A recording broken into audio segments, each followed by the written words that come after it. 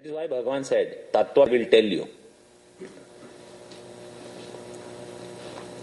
Right? So with this, if our understanding is that God is everywhere and I experience Him all the time, that is called Jnanam. That is called knowledge of God.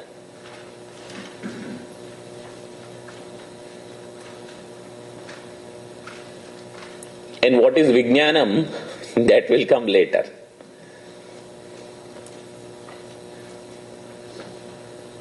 Clear?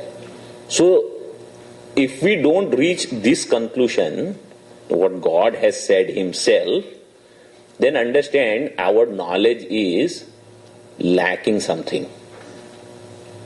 Substantially, maybe.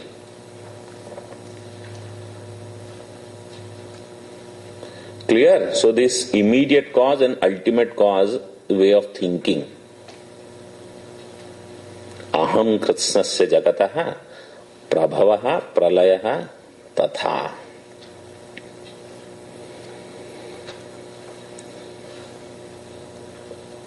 So para and apara prakriti I use and then I bring forth the creation. Now, see, technically, if we want to analyze these shlokas, sometimes people say, what is the cause of creation? So they will say matter, right? The science people, or in our schools of philosophy, there is a school called Nyaya Darshana, logic, logicians, Vaisheshika Darshana, they are material scientists. Not that now only there are material scientists, they were there. And you ask them what is the cause of creation, they will give you 24 elements, 25 elements, 31 elements. They have the list of elements. In our chemistry, we have bigger list. Right? I don't know how many are there now. 108. Wow. Finally. Anyway. So, all these, some list is given. Some people, you ask them what is the cause, they will say, time is the cause, kala. Because everything is dependent on time only. When the time comes, something will happen. When the time, so it is time bound. And everything happens in time, all the yugas and kalpas and everything. Brahmaji's nap time comes. Time based. So time is the cause. Sankhya school, Sankhya Darshana, they say Prakriti and Purusha. The two are there. So matter and spirit, Jada and Chaitanya. Both. The individuals who are following the earlier portion of Vedas only, they are called Purva Mimamsakas. They will say karma is the cause. What is the cause of creation? Karma only.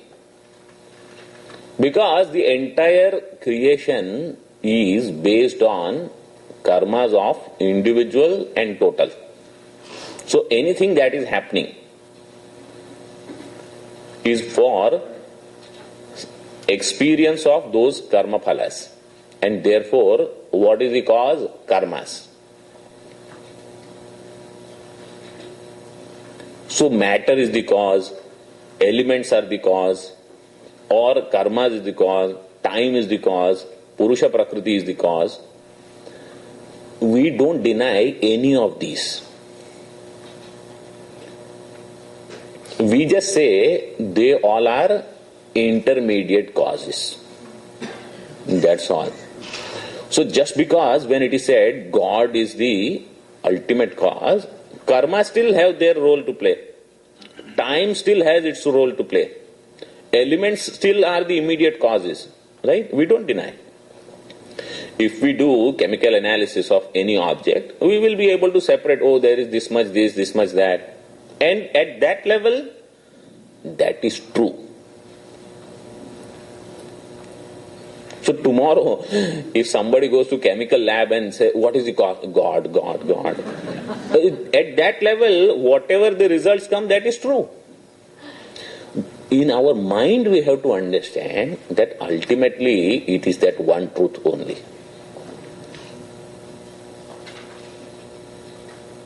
Right?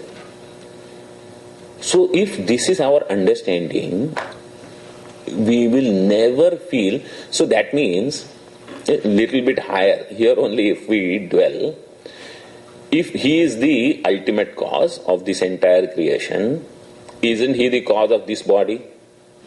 Yes. This mind? Yes. Because all that body, mind, etc. comes in apara prakriti. Right? Then this jivatva, I as an individual conditioned soul, para prakriti. So who is the cause? That means who is sitting here? That same God. Right? Now, conditioned consciousness, which is known as jiva, and conditioning, which is this body-mind complex, they both are from what? God. Right? So, unconditioned consciousness only can bring about conditioning. Conditioned consciousness, when we say, conditioning is possible only when there is unconditioned consciousness. In the last class I gave the example of the mirror. Reflection in mirror is possible only when I am standing in front or something is there in front. Right? So without original, copy is not going to come. And where this original will be? The moment we say it is unconditioned, it will be everywhere. Right? Which means what? Here also, it is the same thing that we have to discover. This is called Vijnanam.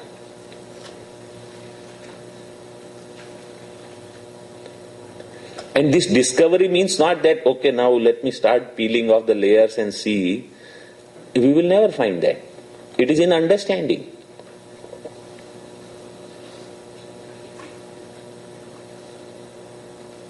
So if we get it and abide in it, God is known.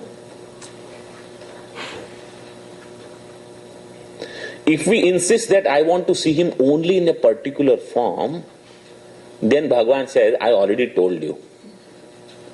Now if you insist, then for you I will have to put that costume. I gave that example also in the last class. Okay.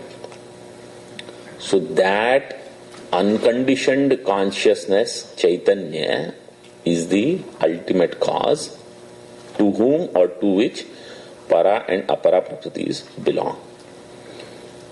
Now Bhagavan continues. He says,